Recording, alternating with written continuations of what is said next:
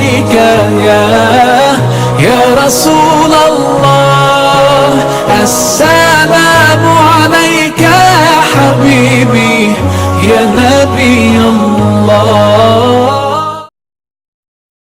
میرے حضور نے یہاں تک فرمایا کہ جو شخص قرآن پڑھتا ہے اس کے لہجے میں لکنت کی وجہ سے یا عجمی ہونے کی وجہ سے وہ اٹکتا ہے اور اس کا لہجہ ٹوٹتا ہے، تو میرے حضور نے فرمایا اللہ اس کو دو ثواب عطا کرتا ہے، ایک قرآن پڑھنے کا ثواب اور ایک اس کو اٹکنے سے جو تکلیف ہوتی ہے تو فرمایا اللہ اس کا بھی اس کو ثواب عطا کرتا ہے. اور فرمایا یہ وہ پاکیزہ کتاب ہے کہ اگر تمہارا رب سے باتیں کرنے کو جی چاہے تو قرآن کھول کے بیٹھ جاؤ.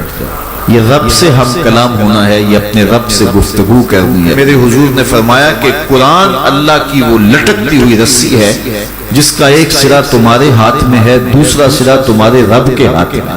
تو خوش نصیب ہیں وہ لوگ جو اس کتاب کے ساتھ جڑ جاتے ہیں اور وہ دھرتی، وہ مقام، وہ جگہیں فیروز بخت ہیں کہ جہاں قرآن مجید کی تلاوت ہوتی ہے. گھروں کو قبرستان نہ بناؤ، گھروں میں نوافل ادا کرو اور قرآن مجید کی تلاوت سے اپنے گھروں کو آباد کرو.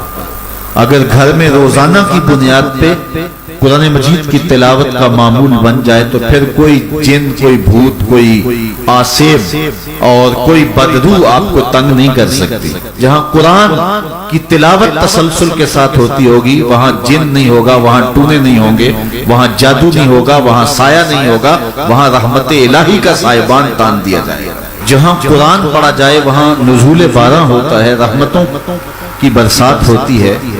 اور پھر اگر یہ جگہ اللہ کا گھر ہو، مسجد ہو تو پھر تو دوری برکت ہو جائے گی نا. وہ میاں صاحب نے کہا تھا نا کہ دودھ اندر جے کھانڈ رلائیے تے مزہ ہو جاوے دونا، کہ دودھ خود بھی میٹھا ہوتا ہے اس کے اندر اگر چینی بھی شامل کر لی جائے. یہ روشنیوں کا منبع ہے، یہ مصدر ہے اجالوں کا. اس کتاب سے اتنی روشنیاں پھوٹتی ہیں کہ زندگی کے سارے اندھیرے ختم کیے جا سکتے ہیں. یہ تمانیت قلب کا سبب بھی ہے، یہ روح کے اجالوں کا سبب بھی ہے، یہ کتاب زندگی ہے، کتاب حیات ہے. اس کے بتائے ہوئے اصولوں کے مطابق اگر زندگی بسر کریں گے تو یہ زندگی بھی خوبصورت ہوگی اور اس زندگی کے بعد ایک اور شروع ہونے والی زندگی ہے، وہ زندگی بھی خوبصورت ہوگی. قرآن قبر میں چراغاں کرے گا، قبر میں روشنیاں دے گا، قبر میں اجالا کرے گا. اس کتاب کے اندر ایسے ایسے شفا کے نسخے رکھے گئے ہیں کہ ہماری زندگی کے روز مرہ مسائل کا حل ہے. مثال کے طور پہ آج کل ہر بندہ معاشی طور پہ پریشان ہے تو سورہ واقعہ صرف 3 رکوعوں پر مشتمل ہے.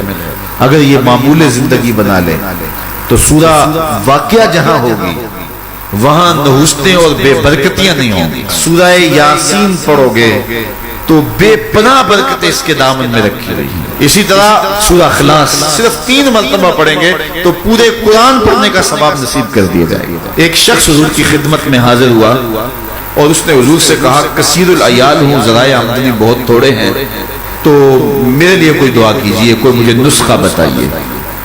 تو آقا کریم نے اس کو جو نسخہ بتایا سنو. فرمایا جب گھر جائے تو گھر والوں کو السلام علیکم کہہ دیا کرو. یہ کتنا سوکھا نسخہ ہے اور کتنا اچھا وظیفہ ہے.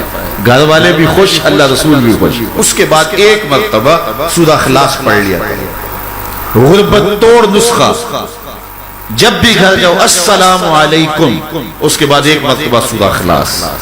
اور میرے حضور نے فرمایا کبھی ایسا ہو کہ تو گھر جائے گھر میں کوئی بھی موجود نہ ہو تو فرمایا عمل چھوڑنا نہیں، فسلم علیہ، پھر مجھے سلام کہہ دینا.